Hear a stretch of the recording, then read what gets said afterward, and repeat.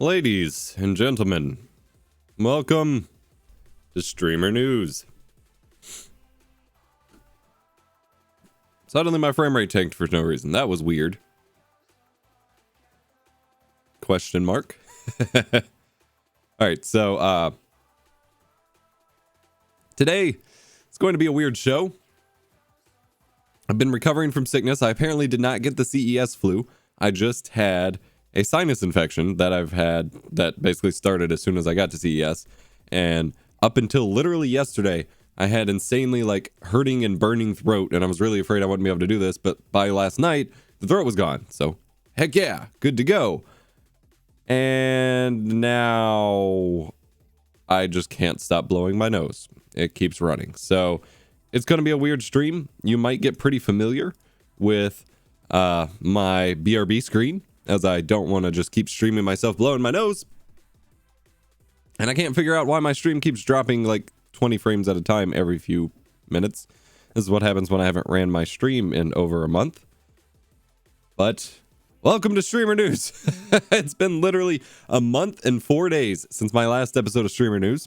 So we've got quite a few topics to cover. We're going to dive into some stuff. I do want to remind everybody, typically we pair Streamer News with an episode or with a community game night over on Discord the next Saturday. We are not doing that this week. It will be a couple weeks until we get to that point.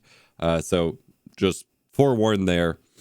And I guess before I need to start blowing my nose again, let's go ahead and hop into the first topic for the stream so we can just get this going here. Oh dear Lord, this is gonna be fun, but we've got a lot to talk about. So let's dive in. So these will just be my videos about CES 2019, of course. I'm just going to have them muted here. So real quick, I did want to start off with a CES recap. I was sent out by Corsair and Elgato to stream, or not to stream, but to do videos on CES 2020. And Corsair specifically with their new family of companies. Oh, hello alerts. New subscriber, Dave Creamer. Was that a Twitch sub? Did they reset my alerts again? Professional streams here, ladies and gentlemen. Anyway, I will get to what the thumbnail is as well. But anyway, so at Corsair's press conference, which was the main reason I really went to CES, of course, Elgato had a couple new products being announced. They have their 4K 60S Plus, which is the first USB-capable 4K 60 FPS capture card. This will have an onboard HEVC encoder, and it's actually designed primarily to record your recordings to an SD card. However, you can hook it up to your computer with a slight, delay, kind of like the original Game Capture HD, and stream and record on computers that are much less capable of streaming 4K.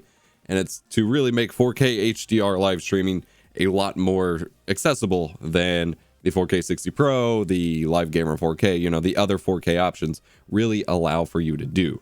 So that's pretty cool. It's coming out in a couple months, but I will be having a review unit coming very soon, and we'll be talking about that more on the channel coming soon. Dave Creamer was not subbed on YouTube. Come on, man. No, I'm just messing with you. Elgato also announced their Keylight Air, which is a smaller version of the ephemeral Elgato Keylight, and now it's just playing all sorts of subscriber alerts that weren't supposed to be playing. I'm going to have to reset that soon. 2020 is going to be a little bit of a revamp of Streamer News, but I didn't get to it for today's thanks to CES. Anyway, Elgato also had the Keylight Air announced, which is, if I can find that part in the video, that might be, the better way to go here. Hello? Oh, actually, yeah, I was showing it here. So the Keylight Air is a smaller size, basically half-size version of the original Elgato Keylight, available for about $60 less. It has 80 LEDs instead of the 160. It can get up to 1400 lumens peak brightness, has 5 layers of diffusion, and a new base that works with some of the Elgato multi-mount accessories. So it kind of works like a little table lamp. So it's a bit more of a, less gamer-y, streamer-y design, but still provides a great key light for your live stream. It's still bright enough you can bounce it off a wall for some soft diffusion, things like that. Pretty cool light. A lot cheaper than the original, although still not the cheapest, light option on the market. But you know, pretty cool. I believe I'm actually getting those in on Monday. So I will be covering that. Coalition Gaming asks, does the Keylight A still come with the multi-mount? No, it comes with the little table lamp that you saw in this video here. Let me go back to it again real quick.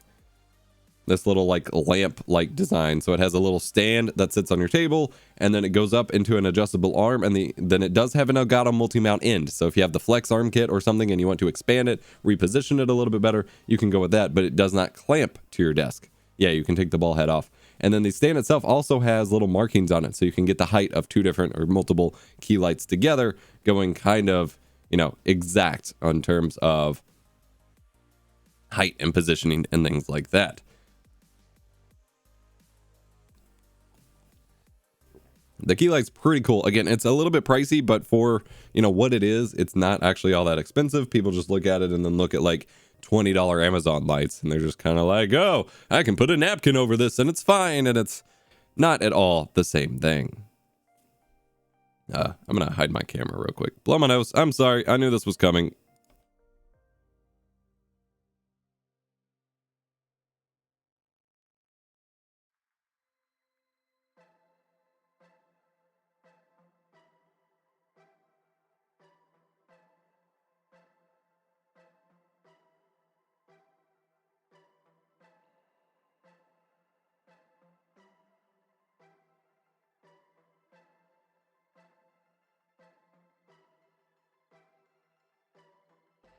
Okay, Corsair, well, actually, I guess a partnership between Corsair and Origin PC have also announced the Big O, which was a combination of a PC and either an Xbox One S or a PlayStation 4 Pro inside one dual chamber PC case and then you can add on a 4K 60 Pro capture card for $500, which is weird because that's more expensive than the cost of the capture card. But you can, you know, it's a bougie product meant for like people who are going to pay top dollar for a combination kit. I would definitely hold out until the Xbox Series X and PS5 come out. They have already announced that they will be using the new game consoles. I'm not muted. Hello? I'm not muted. Are y'all trolling me?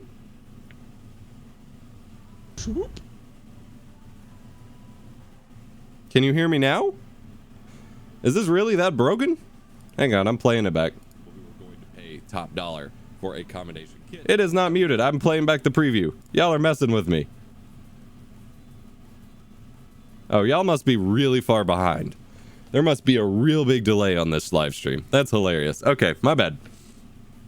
Moving on. I would definitely wait until the Big O with the Xbox Series S and PlayStation 5 comes out, because that is what they are really...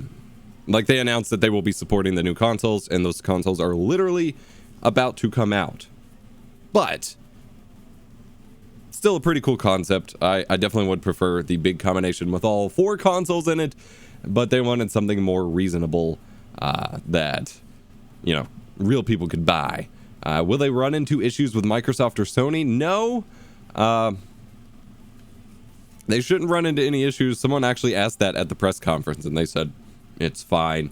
The only issue is they couldn't include the Xbox One X because the software for the Xbox One X apparently cannot operate without a disk drive in, and they didn't want to include disk drives for some reason. So yeah, it's fine. It's fine. Also, Elgato teased, I don't know if I have the little teaser in here.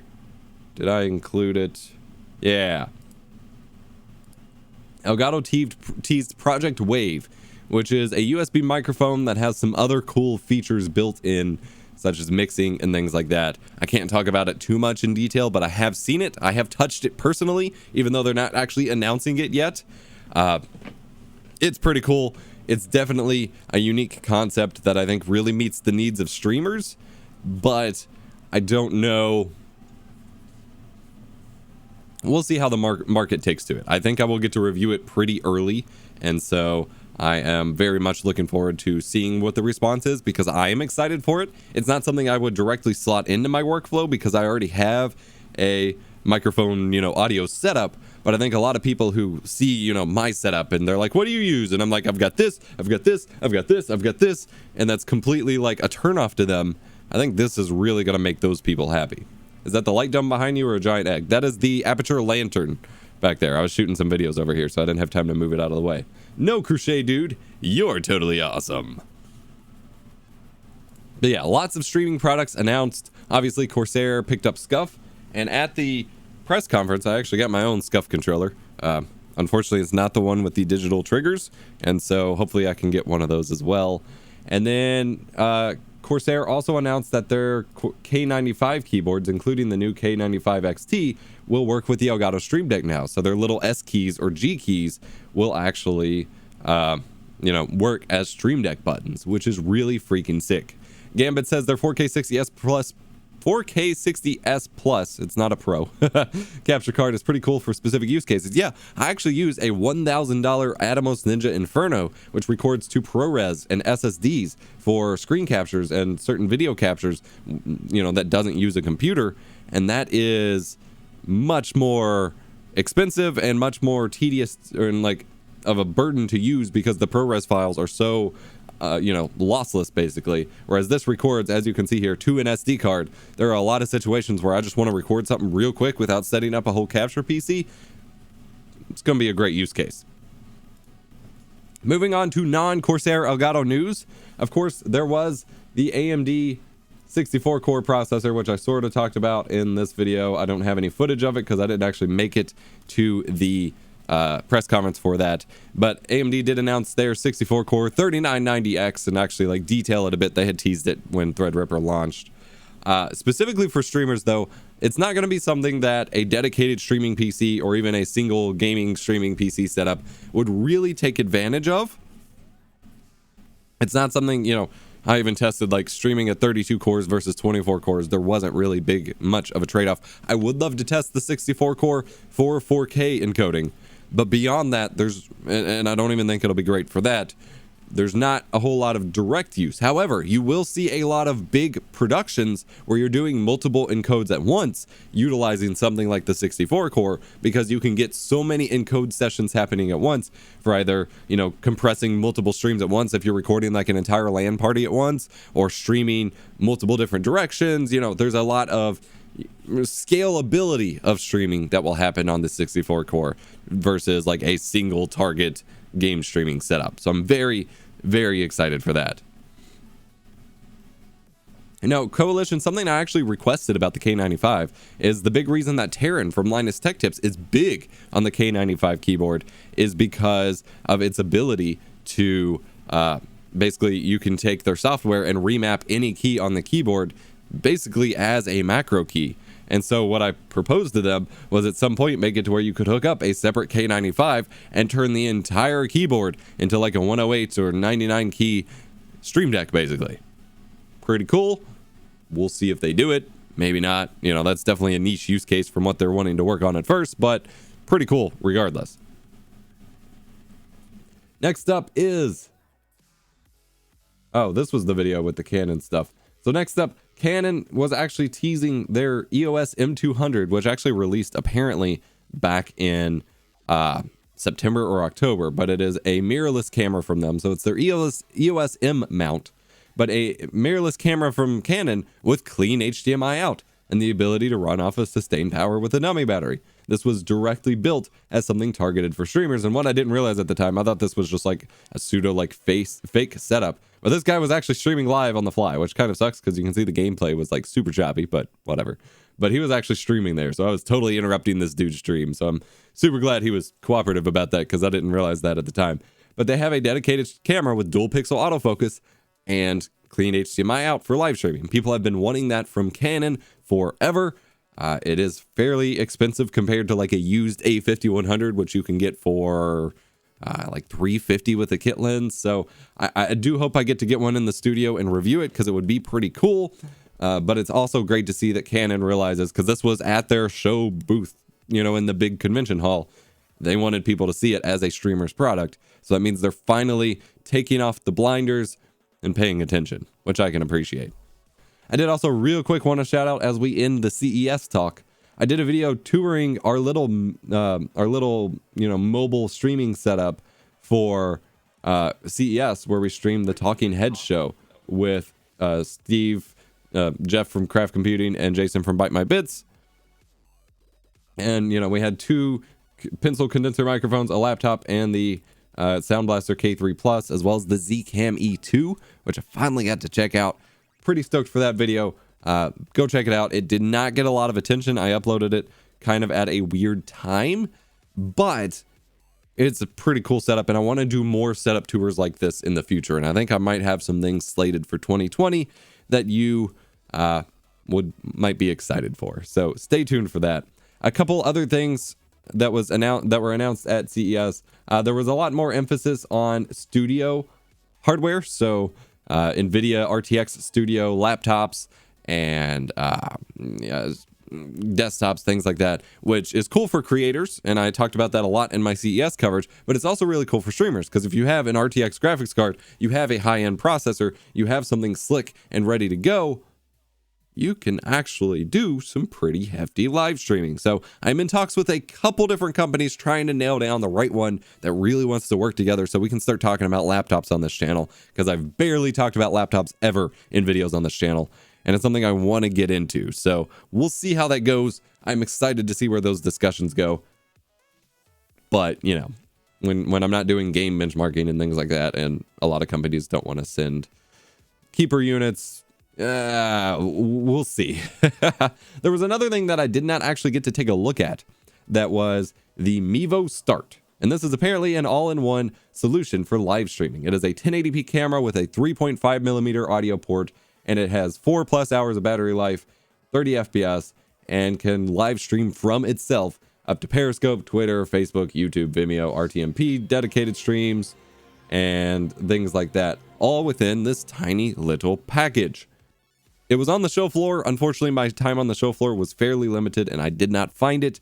However, hopefully we can take a look at it, because it's a really neat product that for a lot of people that just need to get something live, that's the way to go. Like, it doesn't get any easier than you literally have the camera, you plop it down, you hit go live, and you're live streaming. Live streaming is getting so insanely accessible that I think we're going to see just an even bigger boom in 2020. Nope, wrong stream. Now we got a super chat from Nori SS asking, can you sell me your 7980XE? I will use it for good. Unfortunately, I cannot. It is currently in ownership of Wendell from Level 1 Techs. It is his property now. I can't sell it.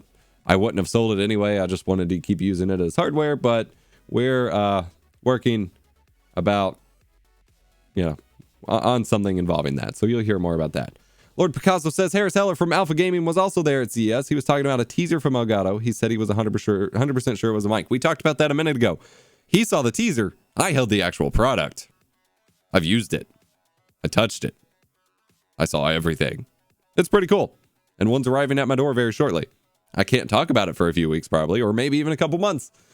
But I've physically used it already. It's pretty cool. I can't say what I'm 99% or 100% sure it is, because I know exactly what it is. Anyway. All right, so that pretty much wraps up the CES coverage. There was one thing, another show floor booth that I was supposed to hit that I unfortunately did not get to, and that is not it. Where did my article post go for it? I don't have a link for it for some reason. That's fine. Anyway, I'll have to look it up here real quick. Roland Go Livecast. Roland, a company that makes insanely high-end and awesome audio hardware, announced and showed off at CES a live streaming studio kit for smartphones, because there are a lot of mobile streamers out there, especially for local events, local broadcasting, or just people who prefer to live all about that mobile lifestyle who don't like computers. This is a full-fledged, basically Stream Deck and Go XLR combined into one. It's an audio mixer. It has a macro keypad. It has go live buttons. It has dials to control stuff. It has all sorts of really cool stuff built in here, dedicated for a mobile live stream plug and play setup. Unfortunately, it's pretty pricey. Granted, for the hardware inside, makes sense. There was no real way to avoid it, but it is $250. So you're getting probably the first like super high-end mobile oriented live streaming product, but you're paying a premium for it. So keep that in mind, I guess. So that wraps up our CES recap here of this portion of this video. I'm gonna run a couple ads real quick so I can blow my nose and get this gunk out so we can keep this show a rolling. Rolling, ha ha ha. And then I'm going to answer the very first comment in this chat of this live stream that started yesterday before the live stream even started. So I'm going to go acknowledge that. And we're going to talk about a few more cool topics about Mixer, YouTube gaming, Facebook gaming, Twitch, things like that coming up in the second half. So stick with me. I'll be back in just a moment. Streamer News is brought to you by Owned. Owned provides everything you need to build your streaming brand, from individual stream assets and overlays to full revamp packages covering not just your stream, but your YouTube channel and social media as well, custom avatars, and more. They can even set you up with a full website for your brand with matching graphics, web hosting, setup, a free subdomain, and regular backups. Heck, they can even provide desktop wallpapers to match your brand so that your branding whenever your screen is shown is always on point as well. Check out Owned over at eposvox.gg/OWN3D or the link in the video description, and check out their Halloween sale to save any more. Thanks to Owned for sponsoring Streamer News. For any length of time, you've probably heard about TubeBuddy, or at least I'd think so, but apparently 70% of my watch time comes from viewers who aren't subscribed. So, this is for you. First, well, get subscribed. Maybe enable notifications. Come on now. Second, check out TubeBuddy. TubeBuddy is an incredible toolkit to help you manage your YouTube channel and improve your productivity and your video's performance quite easily. You can update videos in bulk, optimize your SEO, syndicate to social media, back up your metadata, and more, all with a simple browser extension. Head to eposvox.com/TubeBuddy to learn more and download it for free. They cover educational topics for YouTubers on their YouTube channel, and I cover YouTube news on their blog as well. That's eposvox.com/TubeBuddy to download it for free, but do subscribe first, all right?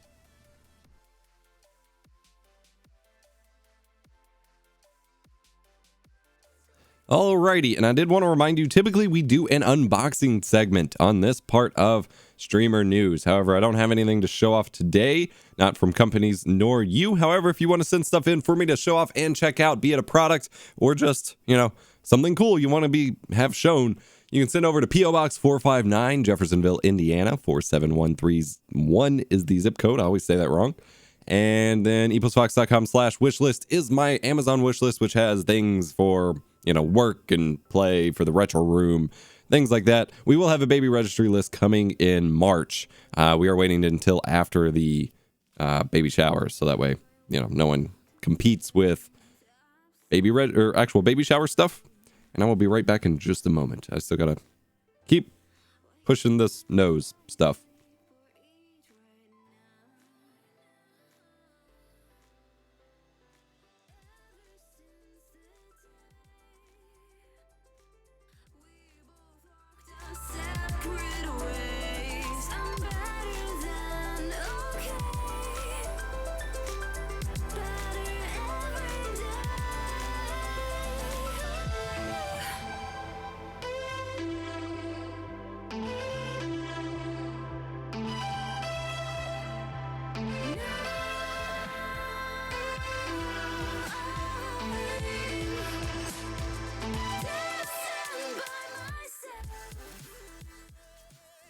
All right, I've gone through like 5 tissues so far today.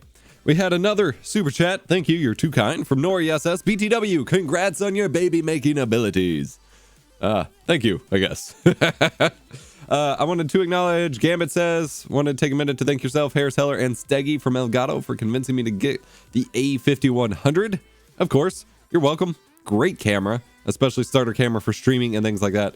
Fantastic, fantastic option. Yeah. Good choice. Good choice.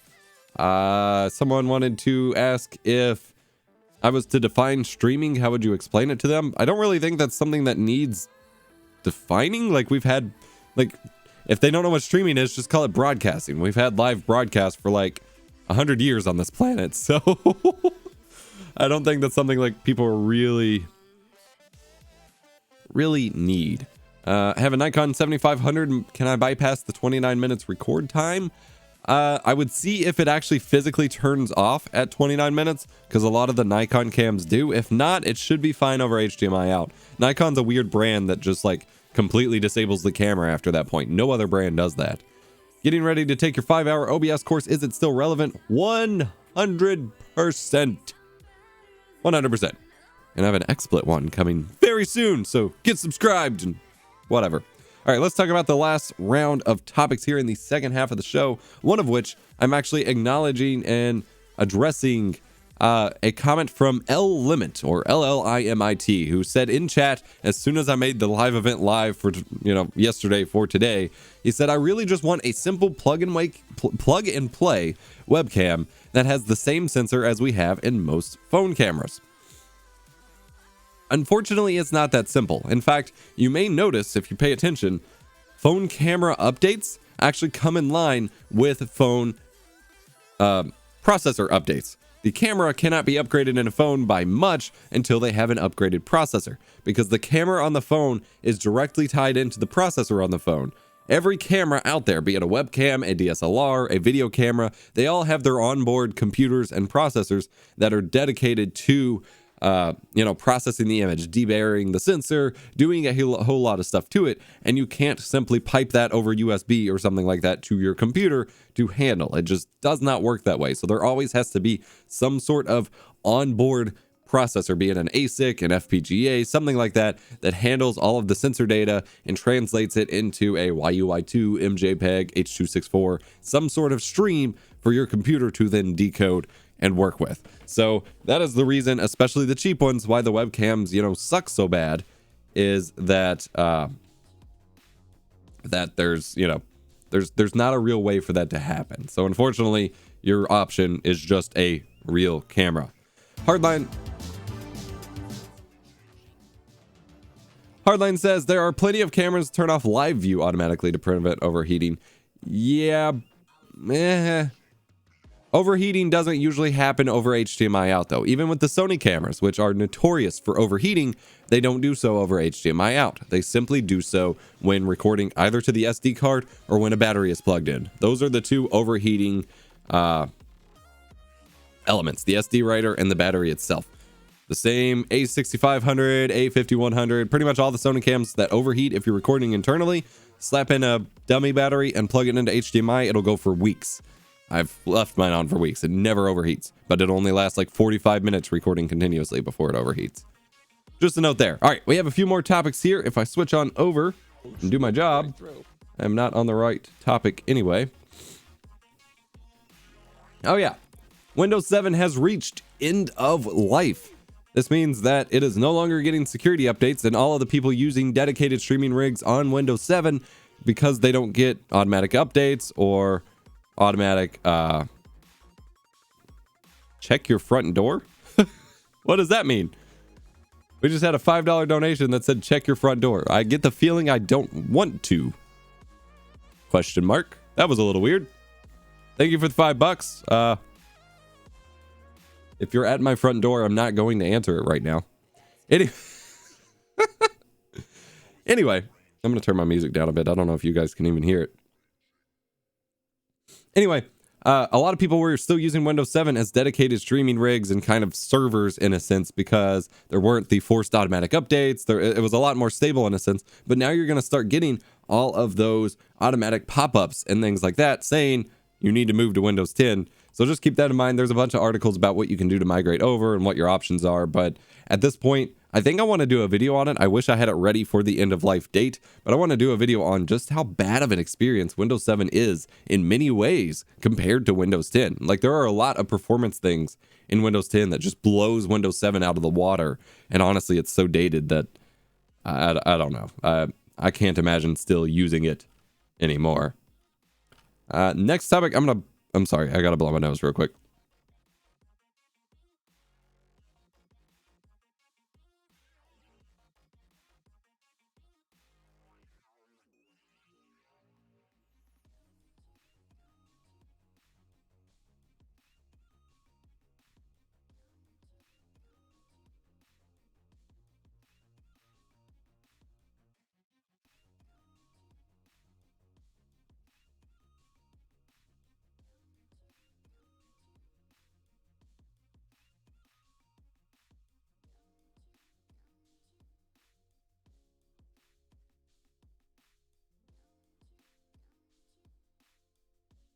Oh boy, I am sorry. All right.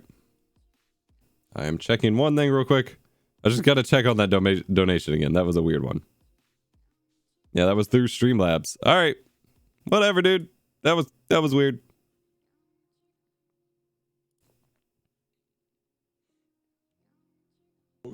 Right through. Yes, I'm aware audio is out of sync. I can see your chat messages. Thank you. Anyway, next topic. Oh yeah, this one's really cool. Games Done Quick raised over $3 million for their AGDQ 2020 round. $3 million. Absolutely insane. It's so cool seeing stream events do so much good, and AGDQ is always just a fun time of the year. So pretty cool.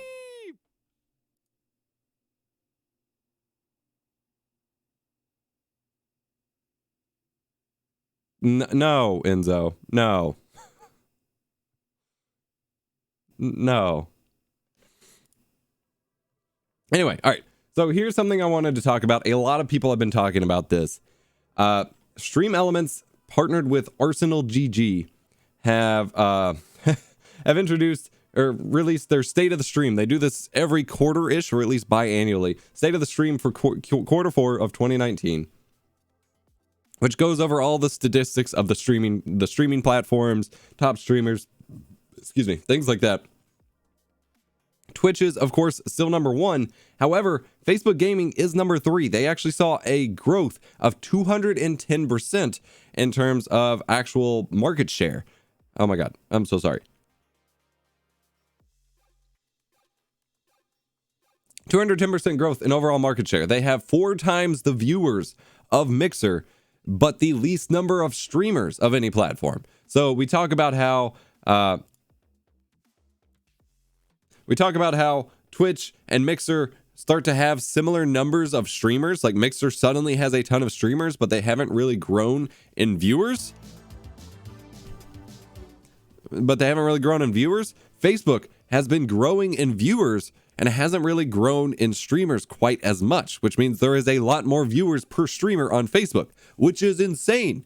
That's such a crazy platform to have such an option for viewership and things like that. It is actually a pretty impressive platform at the moment, and their backend tools for it is really cool as well. So it has 4 times the number of viewers of Mixer, but the least number of streamers, whereas Mixer has the most number of streamers, second only to Twitch, beating out YouTube Gaming and Facebook. So many streamers went to Mixer, but not so many viewers. I will say though that in terms of viewership, Facebook streaming is typically popular in other areas other than the US, like Brazil and a couple other, non-US based areas. So that may not be representative of, specific regional viewership and things like that. And yeah, there was the whole issue of inflated viewership, basically causing College Humor Network and other places to have to shut down because they were inflating viewers on their video platform. We don't know that they're not doing it here, but we would think that they learned their lesson. Don't know what to say about that, to be honest. Over on Twitch, just chatting actually hit number 1 category on Twitch for the first time. It was the most popular category. Keep in mind, there's a lot of things you can do in that category, but it was the number 1 category for watch in Q4 on Twitch, which is insane. League of Legends was number 2, oddly enough. Escape from Tarkov blew up due to some Twitch drop campaign that they ran. Path of Exile actually blew up and was holding very strong positions every time I checked Twitch due to their new expansion, which really has me interested in Path of Exile now. I played it a little bit and it was like a little too hardcore for me to get into, despite liking, isometric dungeon crawlers and Diablo likes and things like that. But the new expansion was big enough that I am interested in checking it out regardless.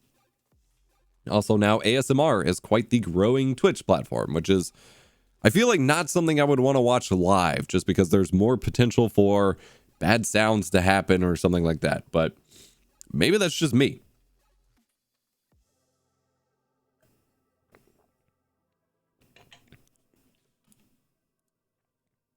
All right. Also, XQC is still Twitch's most watched streamer as of this report, in case you care about that.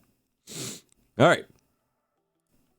Twitch introduced back right after our previous episode of Streamer News, Twitch channel points, which is something that Mixer had, but originally started on Twitch as something that custom bots and things like that were introducing.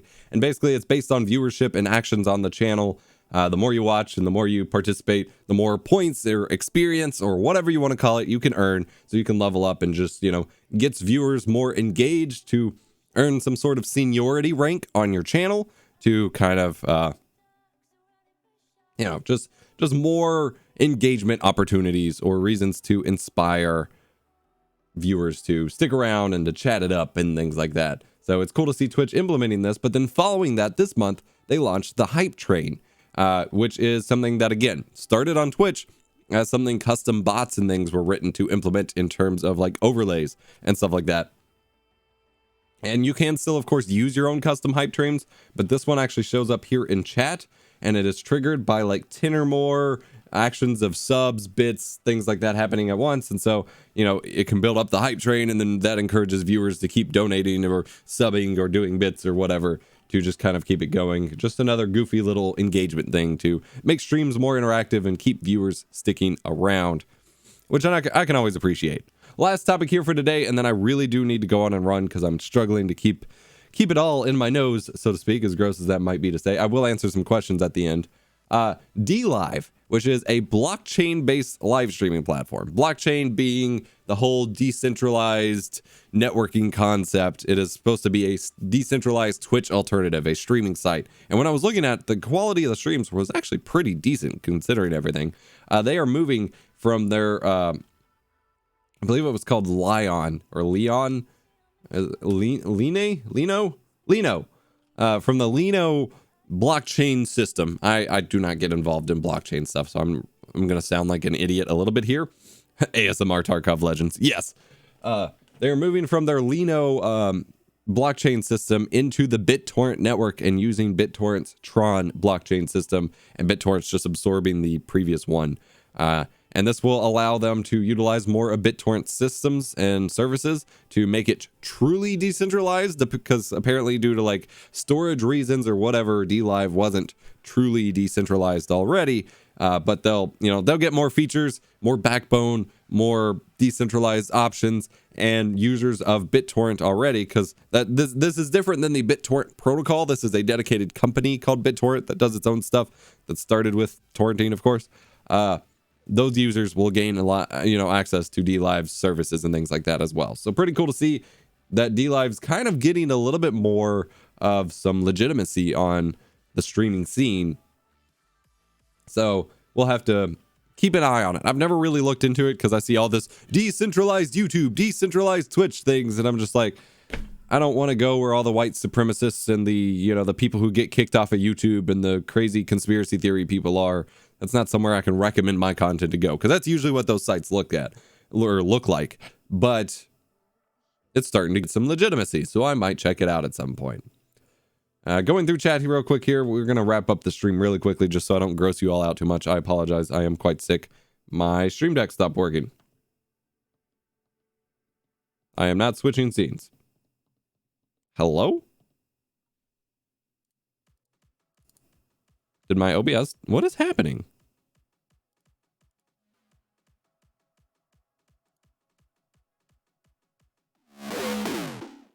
Sorry about that. OBS is not switching scenes. I can't even show it to you because I can't switch scenes. Oh. That one worked. There we go. That was weird. I was clicking on different scenes and nothing was happening. Oh, we got another donation from Enzo I need to look at here real quick. He apologized, or they apologized.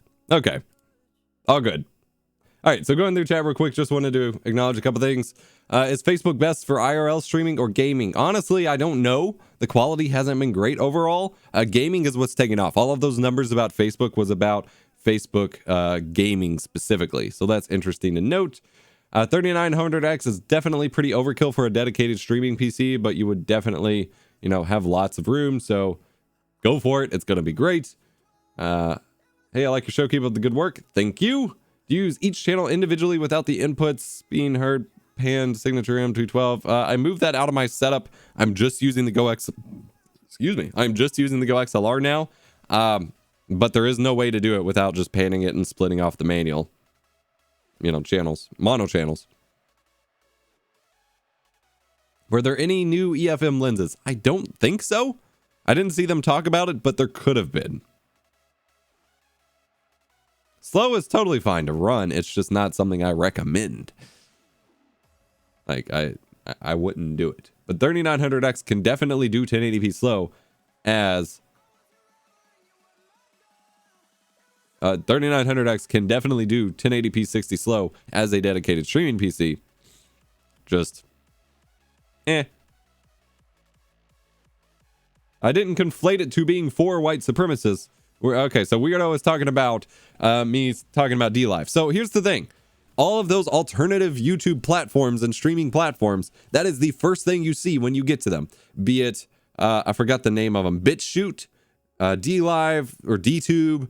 There's a lot of them. The very first people that move and make it big on those platforms are people who were kicked off of other platforms. So that includes white supremacists, conspiracy theorists, people making like sex toy reviews, because that used to be popular on YouTube. People who make inappropriate content that cannot be sustainable on YouTube. Those people are the first people to make it big on those alternative platforms. And so every time someone recommends one of those platforms to me, I go check it out. Those are the people on the homepage. That doesn't mean that the site is only limited to that, but that is what is representing that site first and foremost, because that's where all of those people flock to. And so as a content creator, I can't reasonably say, yeah, go check me out on this alternative, website, because the first thing they're going to encounter is that content. And that is not a good look to be like, I'm one of them. So it becomes a brand problem, a representation problem to go to a website and that be what is at the forefront. Now, a lot of them have kind of tiered that back a little bit. The same thing with Library, LBRY. That was an issue on their homepages too. They have kind of pulled that back a little bit and, got it under control. And there, as more people do go to the website, then you kind of flood out the bad stuff, as always happens. But at the initial bump, I can't really give it attention if that is what is first and foremost on the website. So it's kind of a catch-22 there. But, once they get it cleaned up, then yeah, I can go check it out, get my stuff up there and say, hey, if you use this site, go for it. But there's always an issue. Wait, you have a RE20 with the Go XLR and no hiss? Of course, Go XLR has the Midas preamps in it, which provide up to, I believe, 75 dB of gain. It is some of the highest quality preamps you can get in any audio product under the price that it costs, which is pretty bonkers. It can stream the SM7B, the RE20, the High LPR40, the Golden HD2. It can stream all of the high gain microphones without any hiss or anything like that, because that's what the preamp is designed to do. And in fact, their community manager did some A/B testing between the RE20 directly versus the RE20 with the Cloud Lifter, and the Cloud Lifter, due to the way the Phantom Power was working, was actually adding more hiss than just running the mic natively. So that's, it's pretty great. This is not sponsored by Go XLR in any way. I'm just explaining why that Midas preamp logo actually matters. So I'm going to wrap up here. My nose is dying here. Not a sellout. Again, not sponsored. I paid for both of my Go XLRs. Actually, technically, some of my patrons and moderators paid for about half to 2/3 of my first Go XLR. Then I paid full price for the second Go XLR. I have two, both paid for, not given by Go XLR. Nothing sold out. They're not sponsoring this. I just like educating why these preamps are the way that they are and why I talk about the product so much. Thank you so much for watching this episode of Streamer News. Like I said, I know it's been a weird one. Hopefully by the next one, I will not be sick anymore. Lots to cover. 2020 is going to be an absolutely mind-blowing year for content, assuming it all works out around the baby situation, of course. So we'll see how it goes. Thank you so much for your support. I'm going to totally revamp Streamer News for 2020 after this one. Hopefully, we'll see. And I'll see you in the next one. Peace. Oh, Pixel Life, just flying visit. Just wanted to say thank you for all your videos. Help me set up my stream. Thank you a lot. You're welcome. Thank you for stopping by. See ya.